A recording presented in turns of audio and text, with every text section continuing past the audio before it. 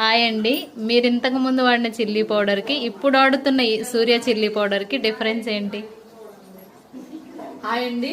నేను ఇంతకు ముందు వాడిన చిల్లీ పౌడర్ ఇప్పుడు నేను వాడే సూర్య చిల్లీ పౌడర్ కి చాలా తేడా ఉందండి. రంగులో గాని, టేస్ట్ లో గాని, క్వాలిటీలో గాని చాలా తేడా ఉంది.